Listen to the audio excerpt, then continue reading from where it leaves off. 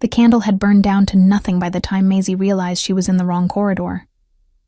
She stood frozen in the dim hallway, her breath caught somewhere between her ribs, a heavy wooden bucket hanging from each hand. The water inside had gone cold during her walk from the kitchens, cold enough that the chill had worked its way through her rough-spun sleeves and into her bones. The corridor around her was not the servants' passage she used every morning. The stones here were darker, older, carved with symbols she didn't recognize. Torches burned low in iron brackets along the walls, their light the color of old honey, casting long shadows that stretched and trembled like living things. She had taken the wrong turn at the second staircase.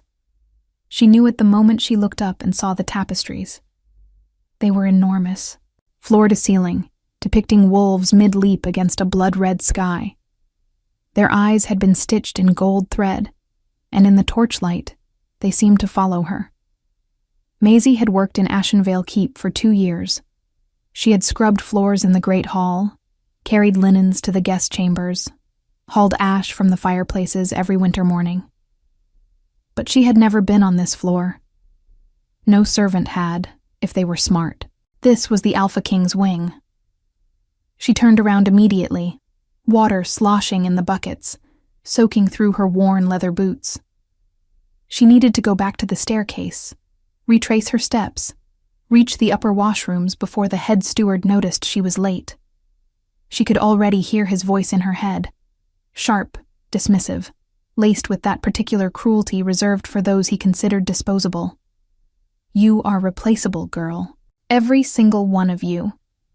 She moved quickly, head down, the way she had trained herself to move through this castle. Small, invisible, unremarkable. She did not hear the door open behind her. She did not hear footsteps, because there were none. Only a presence, sudden and enormous, like the air itself had changed density. Maisie turned the corner and walked directly into a wall that breathed. The impact was instant and total. Her right shoulder struck something immovable, and the buckets flew from her hands. Water exploded across the stone floor in a wide arc, the crash of wood echoing down the corridor like a gunshot. She stumbled backward, her boots sliding on the wet stone, and would have fallen entirely if a hand had not closed around her arm.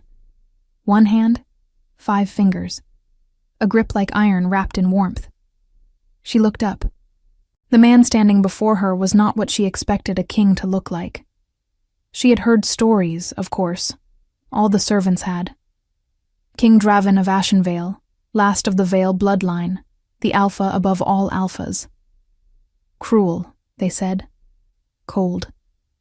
A man who had not smiled in years, who ruled his court through silence and the particular weight of his gaze.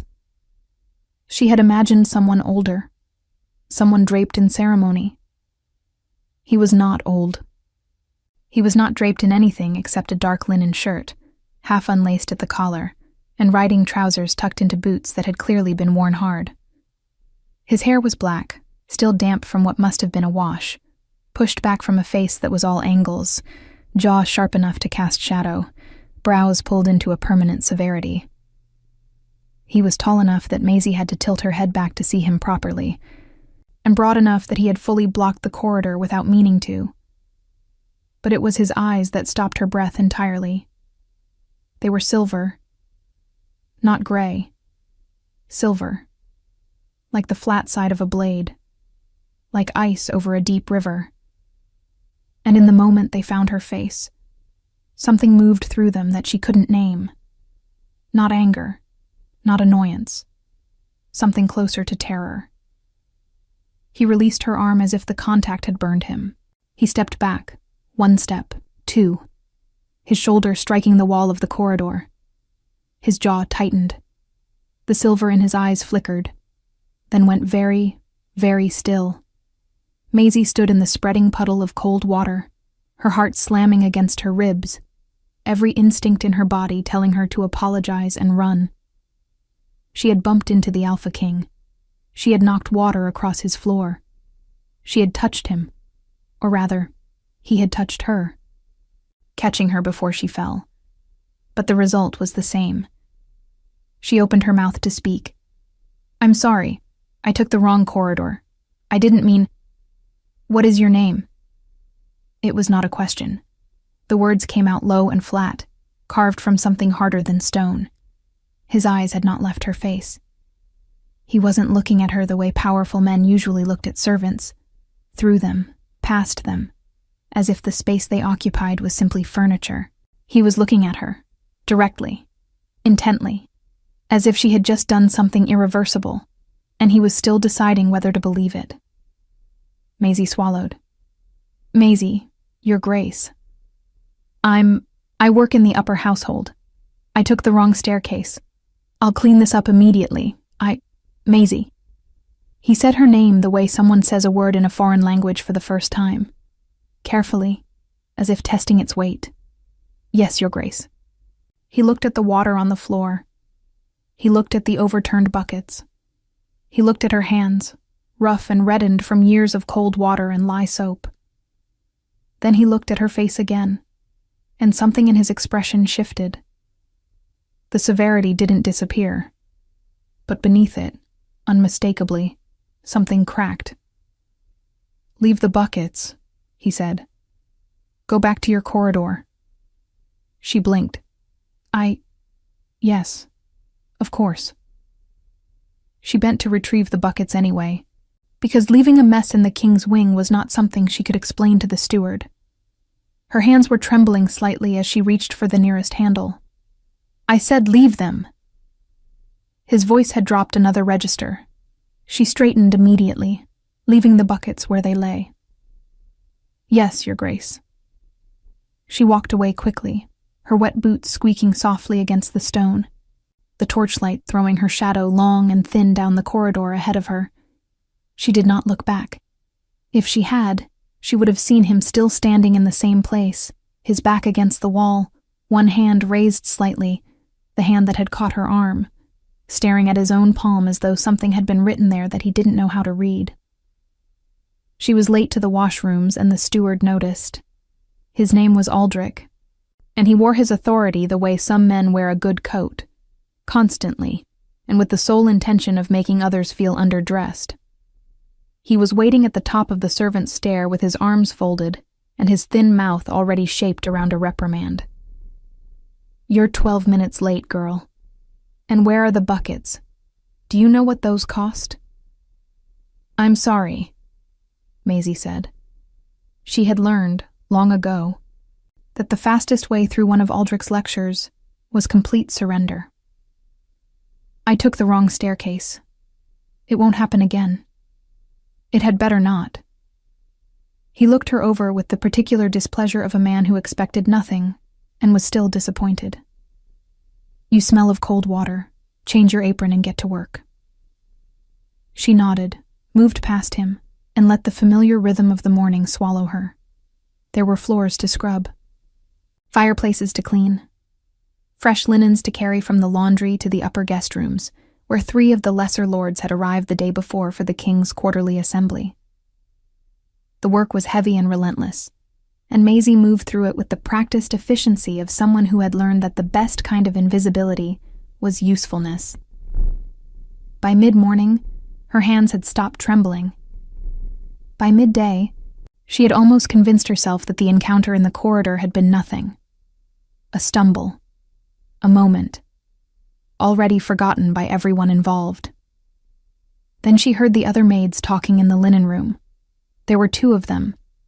Petra, who had been at Ashenvale for 6 years and knew every piece of gossip the castle had ever produced. And Nell, who was younger and listened to Petra with the wide-eyed devotion of a student before a master. Say it happened to his father too, Petra was saying. Her voice dropped to the particular register of someone sharing something forbidden. The curse. They say it's been on the Vielle line for 3 generations. The Alpha King can't choose his mate. The bond is forced. First skin contact with an unbonded woman, and it's done. He's bound to her whether he wants to be or not. Nell's eyes went wide. That's why he never lets anyone near him. That's why his entire guard wears gloves, Petra said. That's why there are no women in his private court. He's been careful. 6 years on the throne and not one accidental touch. She paused, folding a sheet with practiced snaps. Can you imagine being the woman? Waking up one morning a scullery maid, going to sleep the Alpha Queen? Nell laughed. She'd be more likely to go to sleep in the dungeons. Maisie stood very still in the doorway, a stack of pillowcases pressed against her chest, and felt the blood leave her face. She thought of a corridor filled with golden torchlight. She thought of water on cold stone. She thought of a hand closing around her arm, 5 fingers, warm as a brand, and silver eyes that had watched her walk away with an expression she hadn't been able to name. She knew what it was now. It was the look of a man watching his entire world change, against his will, with nothing he could do to stop it. Oh no, she thought. Oh no. The rest of the day passed like a held breath. Maisie scrubbed floors, carried linens, emptied ash bins, all the while moving through the castle with the particular awareness of someone who has just learned the ground beneath them is not as solid as it appeared. She kept her head down. She spoke only when spoken to. She ate her supper in the corner of the servants' hall, with her bowl close and her eyes on the table, listening to the noise around her without hearing any of it. The curse. She turned the word over in her mind, the way one turns a stone in a river, carefully, feeling for edges. First skin contact with an unbonded woman. The words Petra had spoken in the linen room had lodged themselves somewhere behind her sternum and refused to leave. She told herself it meant nothing. She told herself the stories were exaggerated. Servants always exaggerated, filling the spaces between facts with drama and invention, because the truth of their lives was too plain to sustain them. She told herself that even if the curse was real, one accidental touch in a corridor didn't constitute anything. It couldn't. She told herself all of this very firmly, and she almost believed it, right up until the moment she returned to her small room at the end of the servants' corridor, and found a folded piece of parchment slipped beneath her door. She picked it up slowly. The paper was heavy, the kind used for official correspondence, not the rough gray sheets servants wrote their rare letters on. The wax seal had already been broken, which meant someone had opened it before delivery, or it had never been sealed at all. She unfolded it with hands that were steadier than she felt. You are summoned to the king's study, tonight, 1 hour after the evening bell. Come alone. Tell no one. There was no signature. There didn't need to be. Maisie sat on the edge of her narrow bed for a long moment, the parchment resting in her lap, and looked at the wall across from her. The plaster was cracked in a long diagonal line she had traced with her eyes every night for 2 years. She knew this room. She knew its smell. Old wool, tallow candles, the faint persistent damp that crept up from the lower kitchens in winter. She knew the sound the door made when it swelled in rain. She knew the exact angle of the draft that came through the window frame and lifted the corner of her blanket if she didn't tuck it properly. She knew this life. It was small and hard and sometimes lonely, but she knew every inch of it. She folded the parchment carefully and tucked it into her apron pocket.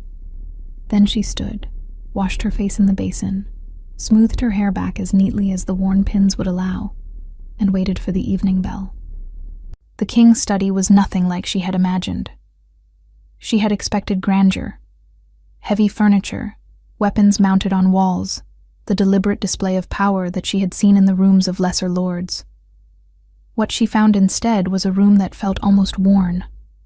The shelves that lined 3 walls were full to overcrowding, books stacked horizontally atop others that stood upright, scrolls wedged into corners, loose papers held down by stones and inkwells. A large map of the Northern Territories had been pinned to one wall and marked extensively in dark ink. Lines, boundaries, notations in a hand that was precise but clearly produced in haste. The fireplace was enormous and burning high, filling the room with the smell of pine resin and warm ash, and the desk before it was buried under the organized chaos of a man who worked constantly and alone. Draven was standing with his back to the door when she entered. He was looking at the map on the wall, his hands clasped behind him, still in the dark riding clothes she had seen him in that morning. A half-empty cup of something that smelled of bitter herbs sat forgotten on the edge of the desk. He did not turn around when she came in. "Close the door," he said. She did. The silence that followed was the particular kind that has weight, not empty, but full of things not yet said. Maisie stood near the door with her hands folded in front of her and waited. She was good at waiting.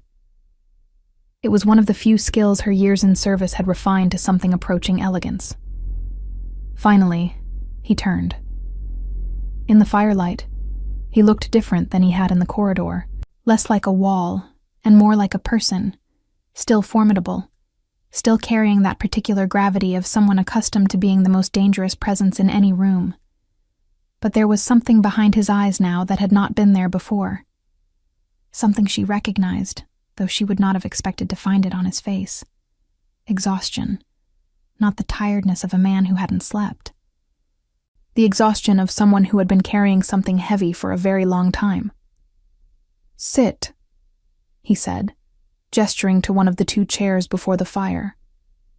She sat. He did not. He remained standing, which she understood as a reflex. Men like him did not place themselves at the same level as servants unless they intended something by it. "You heard something today," he said. It wasn't a question. Or you already knew. She considered lying. It would have been the safer choice. Simpler, cleaner, easier to maintain. But she had the feeling that lying to this man would be immediately apparent, and that the consequences of being caught in it would be considerably worse than the consequences of honesty. "I overheard two of the other maids talking," she said, "about the curse." He absorbed this without visible reaction.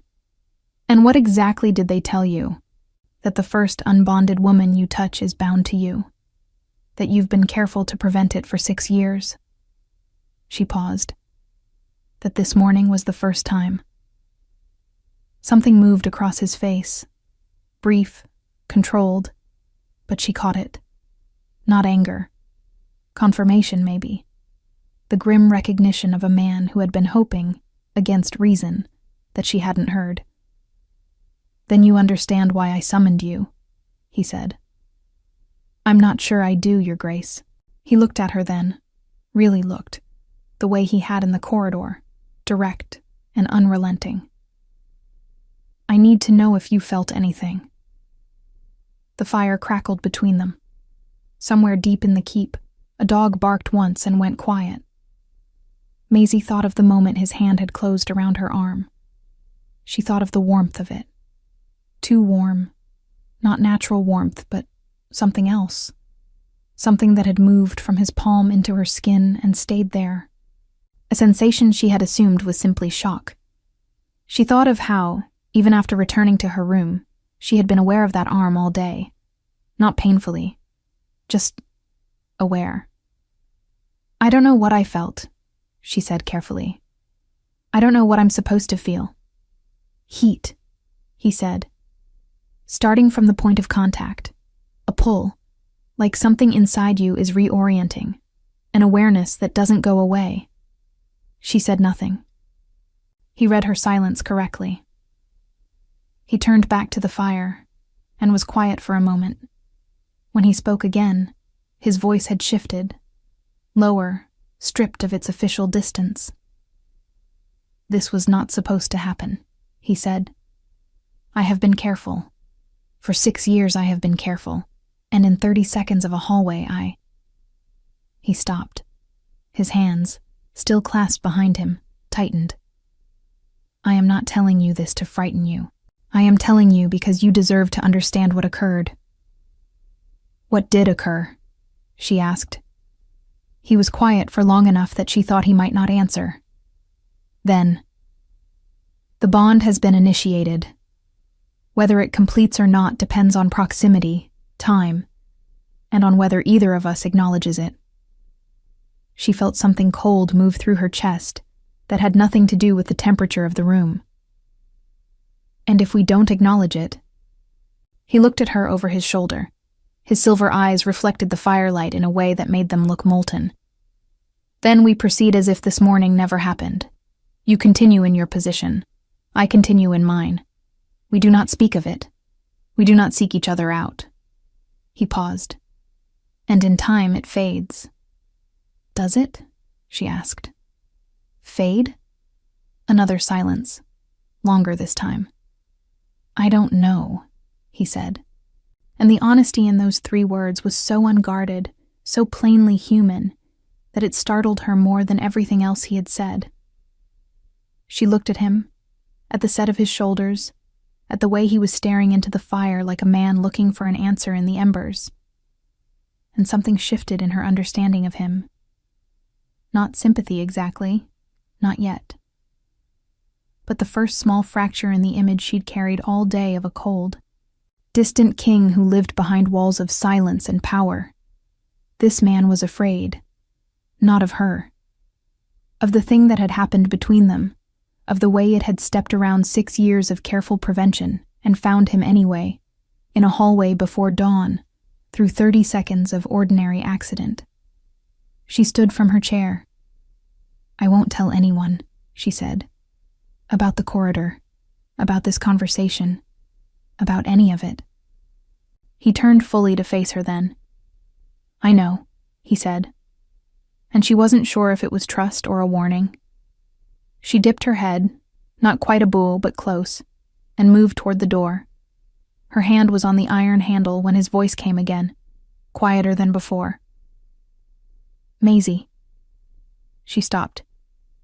Be careful where you walk in the mornings. She didn't turn around. But something in her chest, that warmth that had been there since the corridor, that awareness that hadn't faded no matter what she told herself, shifted, just slightly, into something that felt almost like recognition.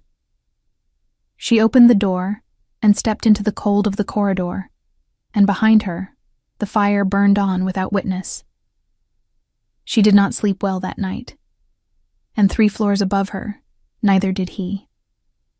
The assembly began 2 days later.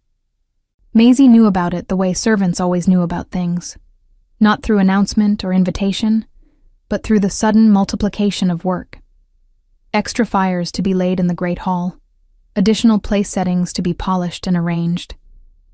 The guest corridors needed fresh rushes, the chandeliers needed new candles, and every surface that a lord's eye might fall upon needed to shine with the kind of cleanliness that suggested the keep ran itself through sheer dignity rather than the labor of 30 underpaid hands.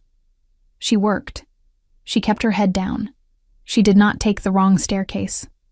The lords arrived throughout the morning. She heard them from the courtyard windows as she passed. The clatter of hooves on stone. The bark of men accustomed to being received. She caught glimpses through the narrow windows. Heavy cloaks trimmed with fur. War horses steaming in the cold air. Banners she didn't know the names of snapping in the gray wind. 3 lords had already been in residence. By midday, there were 7 more, and with them came their households. Additional guards, personal attendants, a few advisors in traveling robes smelling of horse and pine sap. The keep swelled with unfamiliar faces, and Maisie moved through them all like water through stone. Present, purposeful, invisible. It was during the second fire-laying of the afternoon that she met Bryn. He was leaning against the wall outside the 3rd guest chamber when she arrived with her ash bucket and kindling, arms folded, watching the corridor with the particular alertness of a man paid to notice things. He was perhaps 30, lean and angular, with a scar that ran from his left eyebrow to his cheekbone, and eyes the color of winter bark. Brown, so dark, it read almost black. He wore the gray and black of Ashenvale's guard, but his posture had none of the rigid ceremony of the king's personal detail. He watched her approach with an expression that was not unfriendly exactly, but was the furthest thing from welcoming. Maisie, he said, when she was close enough. She stopped. I'm sorry. Do I know you? No, he said, but I know you. He held the chamber door open for her without being asked. which surprised her enough that she walked through without thinking to question it. He followed, closing the door behind them. "I'm Bryn, captain of the King's Interior Guard." She set her bucket down and began clearing the cold ash from the grate. "Interior Guard. I didn't know there was a distinction. Most people don't." He remained standing, watching her work with the air of someone who had questions he was deciding how to order. The exterior guard handles the gates, the patrols, the visible security. Interior guard handles everything inside the keep, the private corridors, the king's personal safety. He paused. Things that can't be managed from the outside. Maisie kept her hands moving, her eyes on the ash. "And you're telling me this because?" "Because 2 mornings ago, you were in a corridor you had no business being in," he said. There was no accusation in his voice. Just precision, the kind that comes from a man who has spent years sorting relevant information from irrelevant. And something happened. She was quiet for a moment. The ash was cold and fine beneath her fingers, gray as old snow. "I took the wrong staircase," she said. "It won't happen again." "That's not what I'm asking about." He crouched down, bringing himself to her level, not in a way that felt aggressive, but in the way of someone who wanted to be seen as a person, rather than a position. Up close, his face was tired in the same way the king's had been. Long tired. Bone tired. "I've served Draven for 11 years, he said quietly. "I was 17 when his father died and he took the throne. I've watched him manage this curse for every one of those years. Watched him give up things that other men take for granted. Ease, closeness, the simple unconscious contact of a hand on a shoulder or a crowd pressing in." His jaw tightened briefly. "Do you have any idea how exhausting it is to live like that? To be afraid of your own skin?" Maisie sat back on her heels and looked at him. "Why are you telling me this?" "Because I need to know what you're going to do with it." I told him I wouldn't say anything. "I'm not worried about gossip." Bryn's dark eyes were steady, direct. "I'm worried about you, and about him." He held her gaze. "The bond doesn't just affect him, Maisie. It's not a leash he puts on someone else. It works in both directions. That warmth you felt, it's already in you too, isn't it?" It was not a question. She didn't answer, which was its own kind of answer. He nodded slowly, as if she'd confirmed something. "I've read everything written about this curse. Every record the Vale Library has on it. There are 3 documented cases. His father, his grandfather, and a great-uncle." He stood, brushing ash dust from his knee. In every case, ignoring the bond didn't make it fade. It made it intensify. Slowly, over weeks, but it built. And the longer it was denied, the more pain it caused. Not physical pain. Worse. She looked up at him. "What kind of worse?" "The kind that makes a person feel like they're disappearing," he said simply. "Like the part of you that recognizes itself is getting quieter." He picked up her ash bucket and held it out to her. "I'm not telling you to do anything. I'm not asking you to make a choice you haven't been offered. I'm telling you the truth because you deserve to have it, and because I suspect no one else in this keep is going to give it to you." She took the bucket from him. "Does he know you're talking to me?" "No." "Would he be angry if he did?" Bryn almost smiled. Not quite, but the scar near his eye shifted in a way that suggested the possibility existed. "Furiously," he said. He'd consider it interference. "And you're doing it anyway." "I've been interfering in his decisions for 11 years, he said. "He knows it. He hates it. He trusts me completely." He moved to the door. "Finish the fire. The evening assembly starts soon, and Aldrich will notice if the chamber's cold." He opened the door and paused, one hand on the frame, not looking back at her. "He's not what people say he is," Bryn said. "He's not cold. He's careful.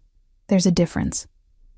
Then he was gone, and the door swung softly shut behind him, and Maisie sat alone in the quiet room with ash on her hands and the weight of everything unsaid pressing against her ribs. The assembly that evening shook the great hall with the kind of noise that reminded Maisie why she preferred the upper corridors. She was passing through with a tray of fresh candles when she heard it, a voice, louder than the others, carrying through the partially open door of the hall with the unmistakable confidence of a man who expected rooms to rearrange themselves around his opinions. 6 years without an heir. 6 years. And the other packs grow restless, Draven. You cannot rule Ashenvale forever on reputation alone. She paused outside the door. She knew she shouldn't. She moved the candles slightly in her hands, adjusting the weight, and listened. "The matter of succession is mine to determine." Draven's voice, lower, quieter, but with a density to it that made the louder man's bluster sound thin by comparison. "It's the pack's to determine," the other man said. "You are an Alpha King, not a solitary wolf. Your line must continue. Choose a mate from among the high-born women presented to you. Break whatever sentimental hold this curse has over your thinking, and—" Lord Kale. 2 words. The room went noticeably quieter. "I will not discuss this tonight." A pause. Then Lord Kale's voice again, still pushing, though more carefully now. "There are those who wonder if you even want to break it. Silence. The kind of silence that has teeth." Maisie moved away from the door before she could hear anything more, walking quickly down the corridor, her tray of candles steady in her hands, despite the fact that everything inside her was anything but. She had heard enough. Lord Kale, whoever he was pressing Draven on succession, on a mate, on the curse. And his manner was not that of a concerned ally. It had the texture of something more calculated, more patient. She was still thinking about it when she turned into the back passage near the kitchens and nearly walked into Nell, who grabbed her arm with the frantic grip of someone who had been waiting. "Maisie, where have you been? Aldrich is looking for you." "I was delivering candles. He wants you specifically. Something about the king's private corridor."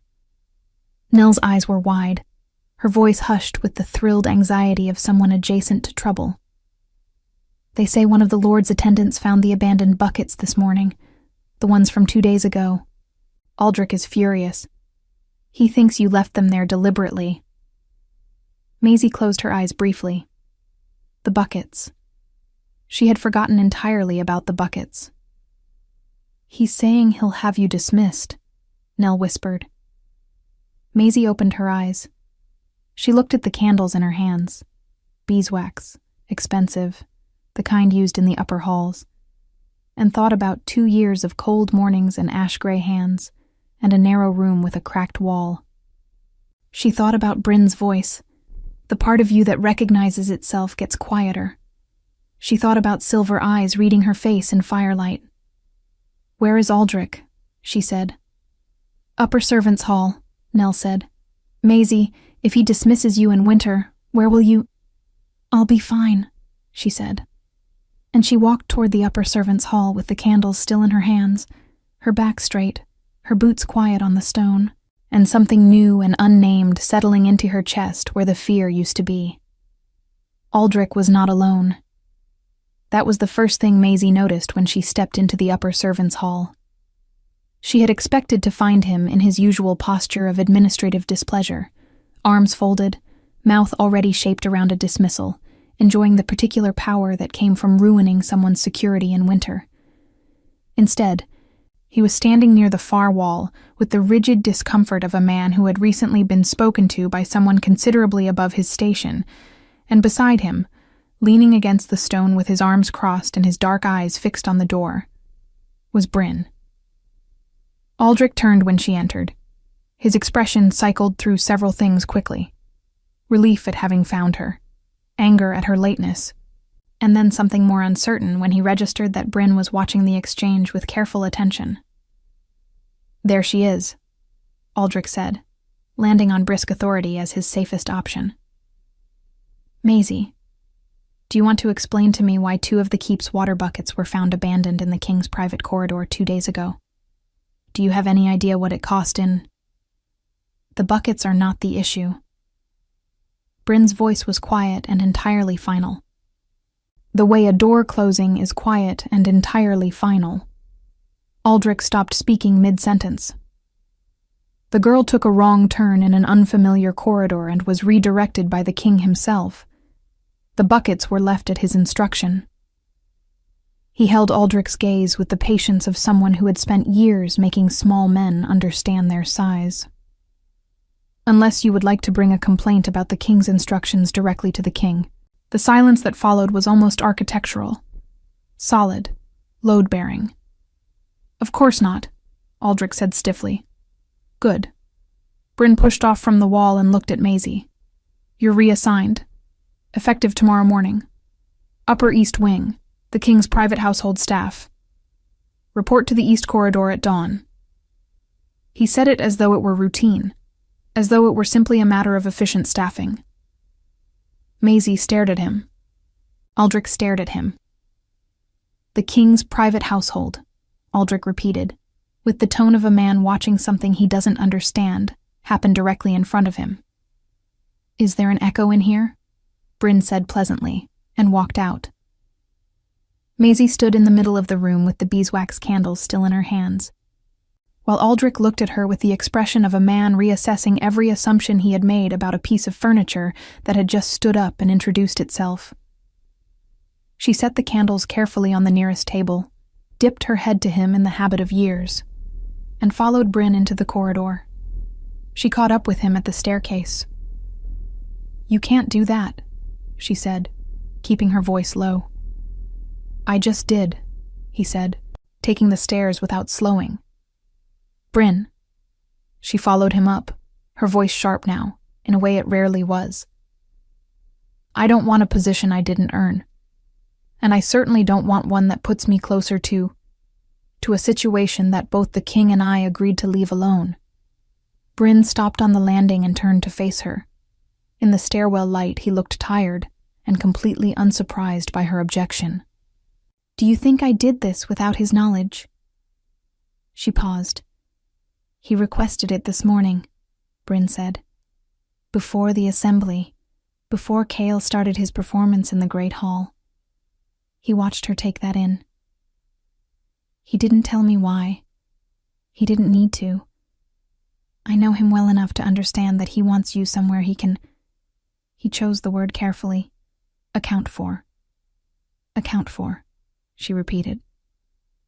Keep safe, Bryn said more quietly. That's what it means, when it comes from him.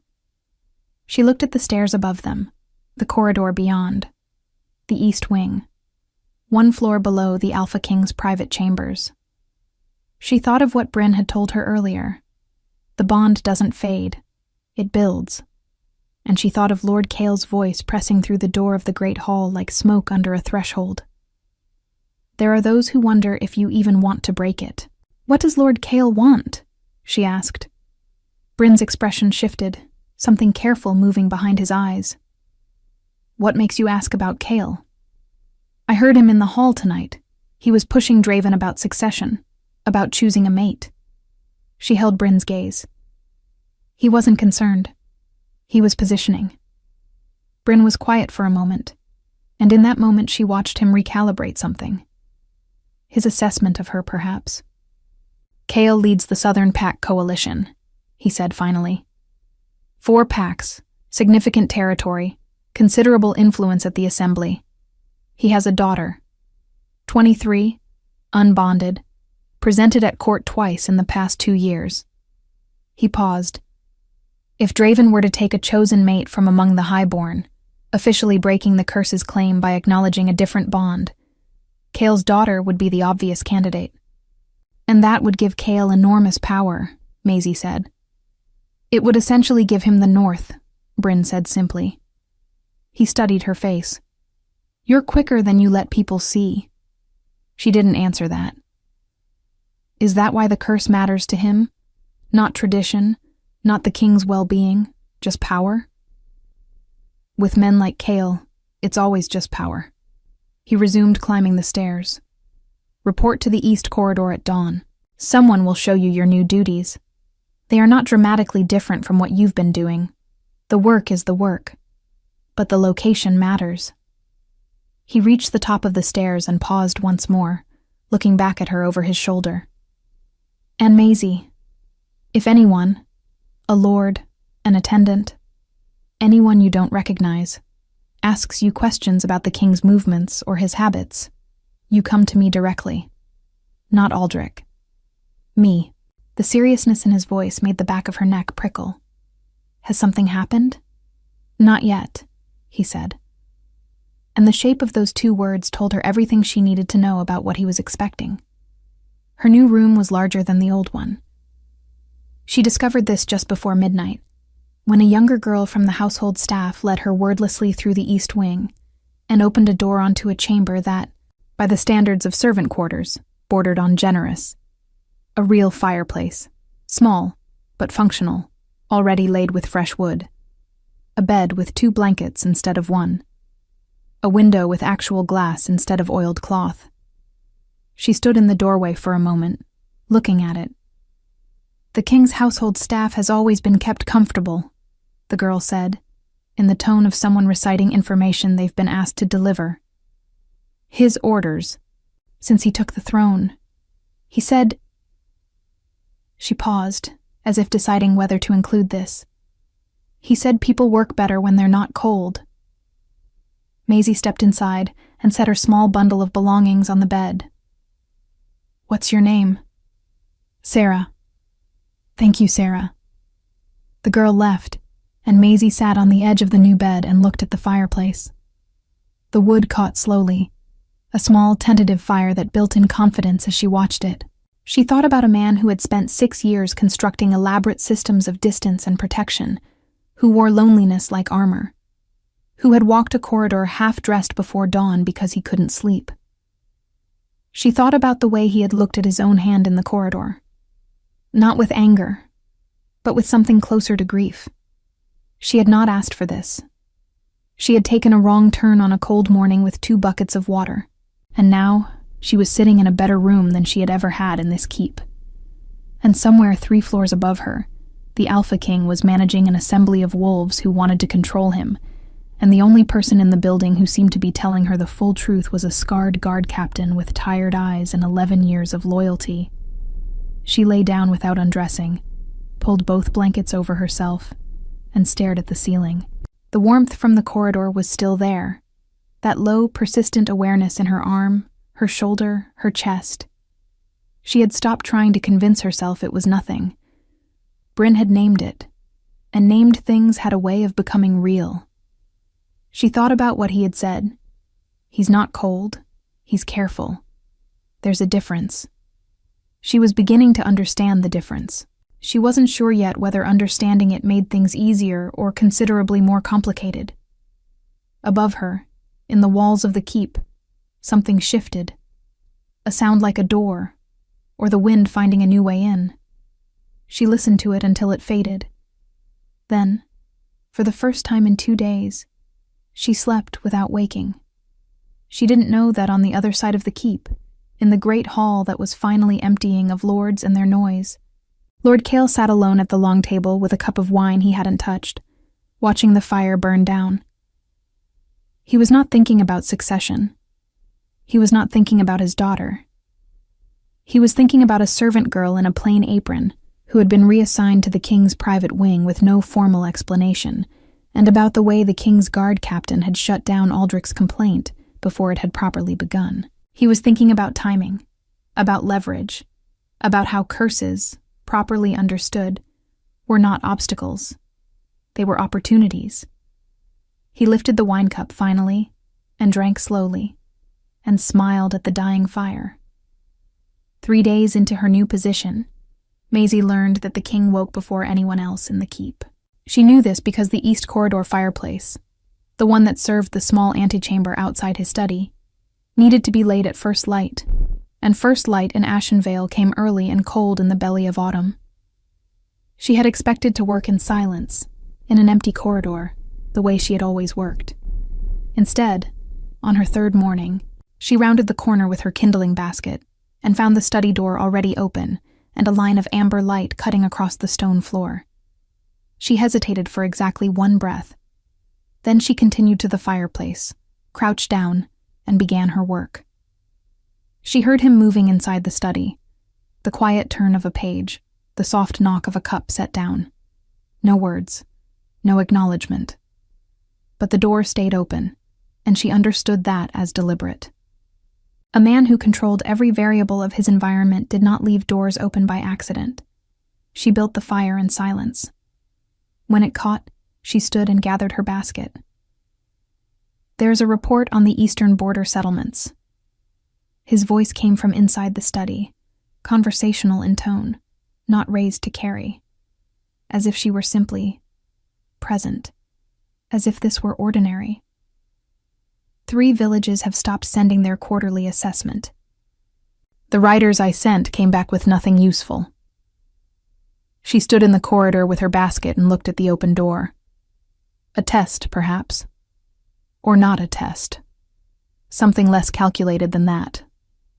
Something more like a man who had spent 6 years speaking primarily to guards and advisors suddenly finding himself near someone he didn't need to perform for. "Have the writers gone back a second time?" she asked. A pause. "No. Then you don't know if the villages are resistant or simply unable," she said. "Winter comes early in the eastern settlements. If the harvest failed, they may not have the assessment to send. The silence might not be defiance." Another pause. Longer. "That is not the interpretation Lord Kale offered," Draven said. "What interpretation did Lord Kale offer?" "That it is organized resistance, that the eastern villages are aligning with a rival pack from across the border mountains." His voice was even, giving nothing away. He suggested a show of force would resolve the ambiguity. Maisie thought of 3 villages going quiet in the first cold weeks of autumn. She thought of failed harvests and hungry winters, and the particular silence of people who had nothing left to give. A show of force against villages that may simply be starving would resolve the ambiguity, she agreed. But not in the way Lord Kale described. The fire she had built crackled softly behind her. From inside the study, nothing moved for a long moment. Then, "You can go, Maisie." She went. But at the end of the corridor she paused just briefly and looked back at the line of amber light still falling across the floor from the open door. It was still there when she turned the corner. By the 5th day, the open door had become a pattern. She did not initiate conversation. She never lingered.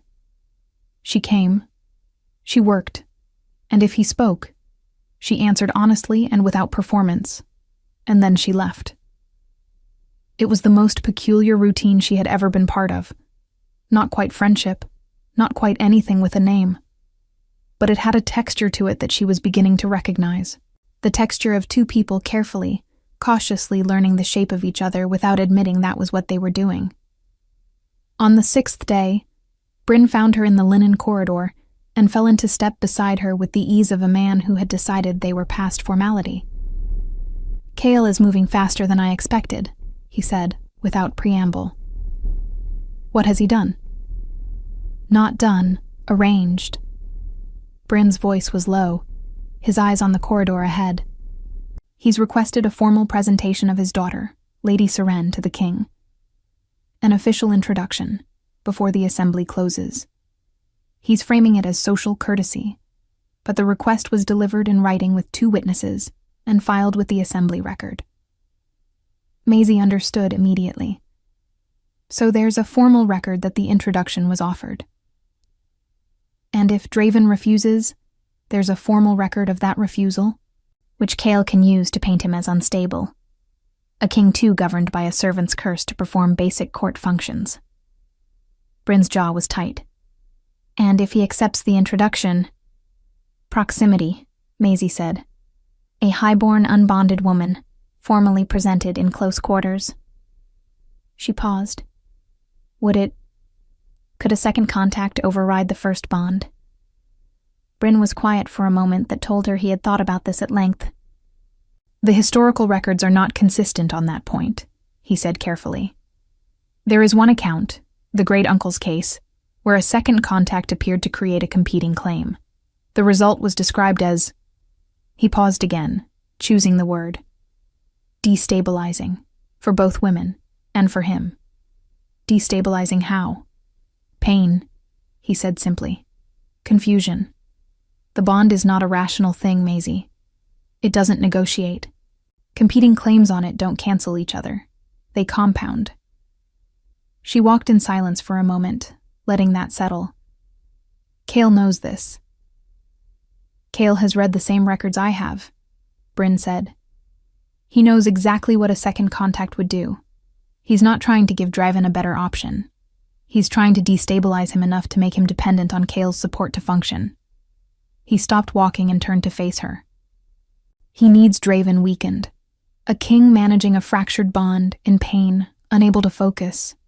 That king needs allies, and Cale is very good at being the ally people turn to when they're desperate.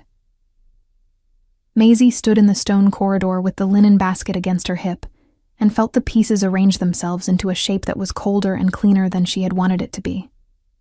What does Draven know about this? I told him this morning. And Bryn's expression was something she couldn't fully read, frustration, and something older beneath it. He told me to let the presentation proceed, that refusing would appear as weakness. He's right, she said. He's also walking into exactly what Cale wants. He's right about that too, she said, which means the answer isn't refusing the presentation. She shifted the basket, thinking. The answer is making sure the presentation doesn't accomplish what Cale needs it to. Bryn looked at her steadily. What are you suggesting? I don't know yet, she said honestly. But I know what Cale is relying on. He's relying on Draven being alone in that room with Lady Seren, on the presentation being a private social courtesy. She looked at Bryn. Is there a protocol that would require witnesses? Something that would make the introduction a formal assembly event, rather than a private one? Bryn was quiet for 3 full seconds. Then something shifted in his face. Not quite a smile, but the architecture of one. There is an old assembly statute, he said slowly. Any formal introduction made on record must, if requested by the receiving party, be conducted before the full assembly rather than in private. It was written to prevent exactly the kind of political maneuvering Cale is doing. Private introductions used to create implied obligations. Has it ever been invoked? Once. 80 years ago. He paused. Draven would have to request it himself. Then someone needs to tell him about it. Bryn studied her face for a long moment. The corridor was quiet around them. Dust motes drifting in the thin light from a high window. I've served him for 11 years, he said. I've given him information, counsel, strategy. He listens because he trusts me. He paused. But there are things he hears differently depending on who says them. I've told him about Cale's maneuvering and he received it as a tactical problem. His dark eyes were direct. If you told him what you just worked out in 30 seconds of a corridor conversation, he would receive it differently. Because I'm the maid who bumped into him, she said flatly. Because you're the person the curse chose, he said, with a gentleness that was somehow more uncomfortable than bluntness would have been. Whether either of you is ready to think about it that way or not. She looked at the floor for a moment. The stone was old and worn smooth by decades of feet, servants' feet mostly, people moving through the castle's invisible infrastructure of labor and silence. She thought about what it meant that this floor knew her boots, that this keep knew her hands, that she had poured 2 years of herself into the walls of this place and been, not invisible exactly, but unremarked, the way furniture is unremarked. She thought about a man standing at a map on a wall, hands clasped behind his back, alone in the amber light before dawn, carrying 6 years of careful solitude like a kept promise to a curse he never chose. "I'll talk to him," she said. She found him in the training yard. She had not known he trained in the afternoons. Another piece of him she was assembling slowly, without meaning to.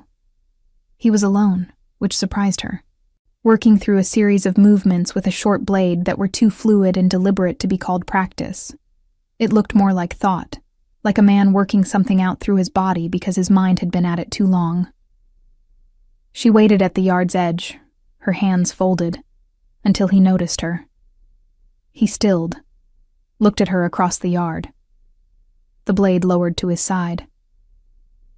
"The assembly statute," she said, when she had crossed to a distance where she didn't need to raise her voice. "Article 11, if Bryn remembers it correctly. Any formally recorded introduction, if requested by the receiving party, must be conducted before the full assembly." He looked at her steadily. "You've been talking to Bryn." "He told me about Kale's presentation request. I worked out the rest." She held his gaze. "Kale needs you alone with Lady Seren. He needs privacy and proximity and no witnesses. The statute removes all three." Draven was quiet. The yard around them smelled of cold earth and iron, the training post behind him worn to pale wood where the bark had been struck away. His hair was pushed back from his face, and there was a focused stillness about him that she was beginning to recognize as what he looked like when he was listening, really listening, not performing attention. "If I invoke the statute," he said slowly, "Kale will know I anticipated his strategy." "Yes," she said. "He'll look for another approach." "Yes," she said again. "But it won't be this one, and it won't catch you unprepared." She paused. "He's counting on you being too proud to protect yourself, Your Grace. Too conscious of how protection looks to a court full of people watching for weakness." Something moved in his silver eyes, swift and sharp, and then carefully smoothed. "And you think I should care more about the outcome than the appearance?" "I think," she said carefully, "that a man who has managed a curse for 6 years through sheer discipline has already proven he isn't weak. Invoking an 80-year-old statute to ensure a fair proceeding doesn't change that." She held his gaze. "It just means Kale doesn't win this round." The wind moved through the training yard, lifting dead leaves from the corners and scattering them across the cold earth between them. Draven looked at her for a long moment. The way he had looked at her in the corridor, in the study, in the firelit room where he had told her the truth, without dressing it up. As if she were something real, he was still learning how to account for.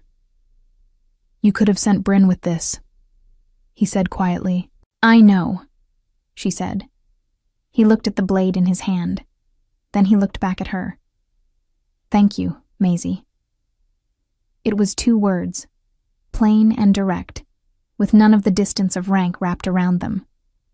She nodded, turned, and walked back toward the keep's east entrance. Behind her, she heard the resumption of movement, the quiet, deliberate sounds of a man returning to his practice. But she had the distinct feeling, as she pushed open the heavy door and stepped into the warmth of the corridor, that the movements were different now, less like thinking, more like something that had been resolved. That night, the assembly record was quietly amended. The introduction of Lady Seren would proceed before the full assembly, per Article 11, at the receiving party's request. In the Great Hall, Lord Kale read the amendment twice. Then he set it down on the table with a deliberateness that his attendant, watching from across the room, recognized as the particular stillness of a man who has just been outmaneuvered and is deciding what to do about it. He was not finished. Not remotely. But for the first time since arriving at Ashenvale, he was no longer certain of the shape of the obstacle in front of him. The formal presentation of Lady Seren took place on the 8th day of the assembly, before every lord, every advisor, and every witness Ashenvale's great hall could hold. Kale had dressed his daughter carefully. She was beautiful in the way that deliberate things are beautiful. Composed, polished, every detail considered. She stood before the assembly with her hands folded and her chin level. And if she understood that she was being used as a piece in her father's game, she gave no sign of it. Draven received her introduction from his chair at the head of the hall with the full court watching.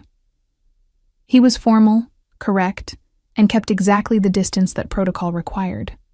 No contact, no proximity beyond what ceremony demanded. When it was done, he thanked Lord Kale with the precise courtesy of a man who owes nothing and knows it. Kale smiled through the entire proceeding. Maisie watched from the upper corridor, through the narrow gallery that overlooked the hall, and she watched Kale's smile and understood it was not the smile of a defeated man. She found Bryn before the hall had finished emptying. "He has something else," she said. Bryn's face told her he already knew. "One of my men intercepted a letter this morning. Kale has been corresponding with a faction in the eastern settlements, the ones that stopped sending assessment. He's been telling them the king intends to send soldiers, stoking the resistance deliberately." His voice was low and controlled. He manufactured the border problem. He needed a crisis that would require military response and make Draven look like an aggressor to his own people. Maisie felt the cold clarity of it settle through her. If the eastern villages believe the king is coming to punish them, they'll fight back. And if they fight back, Draven looks like a tyrant, Bryn said. Kale steps in as mediator. The Southern Coalition gains territory and legitimacy, and the Alpha King loses both. He looked at her steadily. "We have the letter, but Kale has allies in the Assembly who would dispute its authenticity. It's not enough on its own. What would be enough?" "Kale admitting it," Bryn said, "or someone who witnessed the correspondence directly." They looked at each other. "Lady Seren," Maisie said quietly. Bryn was still. "She may not know, or she may know everything and be waiting for someone to ask her directly," Maisie said. "She didn't choose this any more than I did. She asked to speak with Lady Seren through the formal channel of household courtesy. A maid requesting to deliver refreshments to a lady's chamber, the most invisible possible request. Seren received her alone, which told Maisie something. A woman who accepted a servant's visit without her father's attendant present was a woman who understood privacy. Lady Seren was younger up close. 23, Bryn had said, and she looked it in a way she hadn't from a distance. Something unguarded about her eyes. Something tired. Maisie set the tray down and looked at her directly. "My lady, I won't pretend this is about refreshments." Seren looked at her for a long moment. "You're the maid," she said, not unkindly. "The one my father has been watching." "Yes." "He told me about the corridor," Seren said. "About the accident. He said you were the problem he needed to solve." She looked at her hands. "He says that about most things, people included." "Did he tell you about the eastern settlements?" Maisie asked carefully. The change in Seren's face was small, but complete. A tightening around the eyes. A stillness that replaced the tiredness. "What about them?" "That he's been writing to a faction there, telling them the king intends military action." Seren was quiet for a long time. Outside her window, the wind moved through the courtyard below, carrying the smell of coming snow. When she finally spoke, her voice was very even. "He dictated 3 letters in my presence. I assumed they were assembly correspondence." She paused. "He didn't tell me what they contained."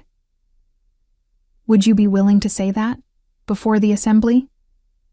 Another long silence.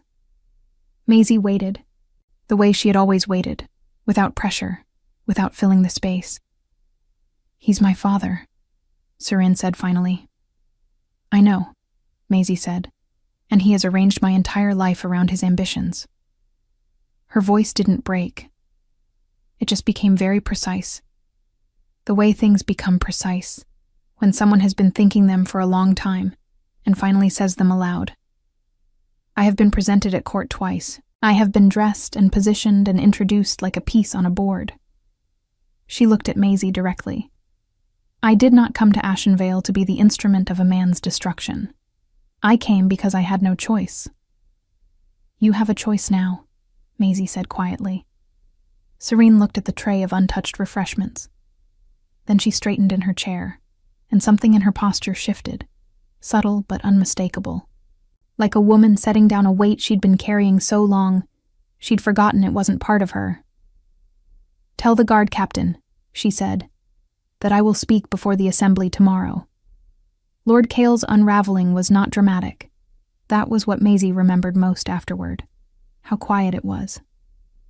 Seren stood before the assembly and stated simply what she had witnessed. 3 letters, dictated by her father, addressed to named leaders in the eastern settlements.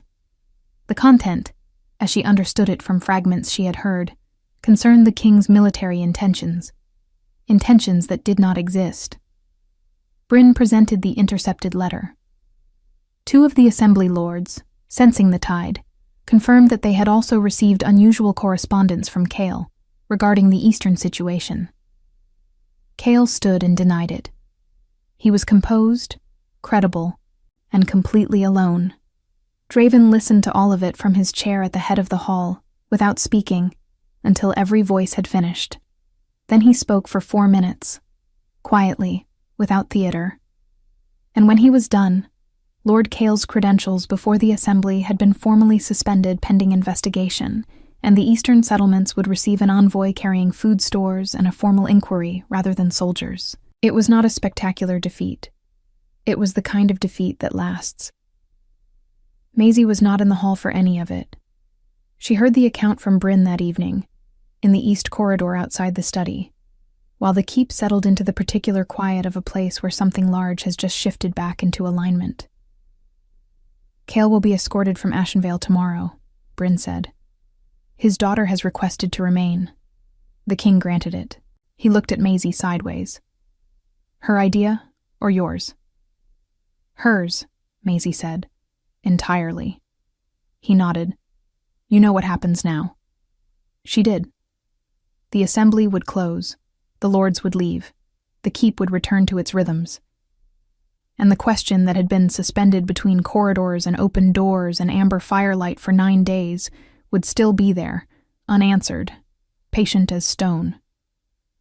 Bryn, she said, does the bond, if it's acknowledged, if both people acknowledge it, what does that look like?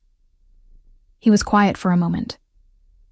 According to every record, he said carefully, it looks like a choice, made clearly, without pressure, by both people.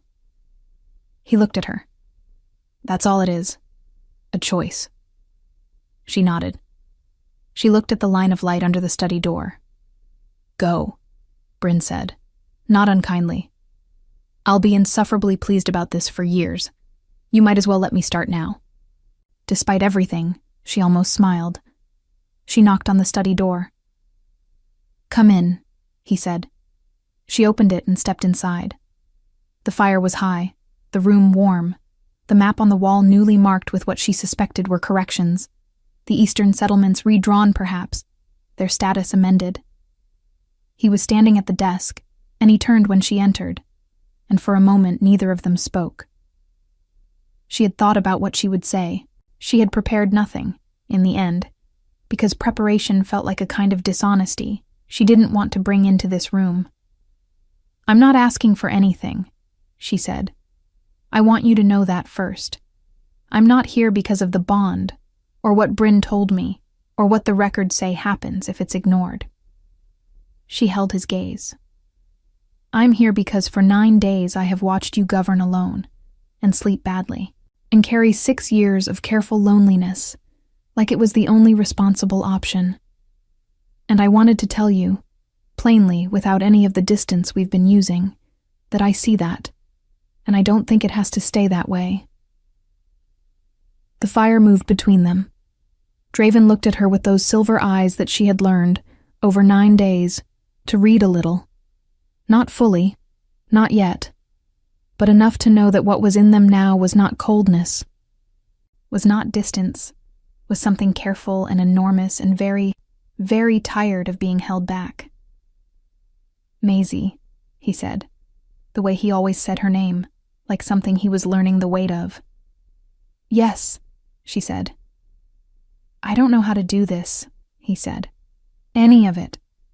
I've spent 6 years making sure I would never have to.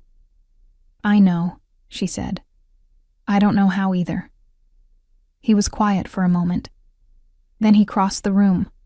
Not quickly, not with any of the authority she associated with his public presence, but with the careful deliberateness of a man doing something he has thought about for a long time.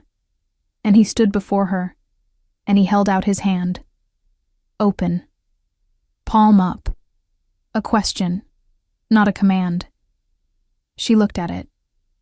She thought of the corridor, of cold water on stone, of an accidental touch that had started all of this without asking either of them. She thought of Bryn saying it looks like a choice, made clearly, by both people. She placed her hand in his. The warmth was immediate. The same warmth from the corridor, but settled now, quieter, like a fire that has found its hearth. His fingers closed around hers, and he exhaled slowly, and she felt the tension in his hand ease in a way that told her it had been held rigid for a very long time. They stood there in the fire-lit study, in the quiet of the keep after a storm, and it was not a grand moment. It was not ceremony or declaration. It was simply two people deciding, at the same time, that the wall between them had served its purpose and could come down.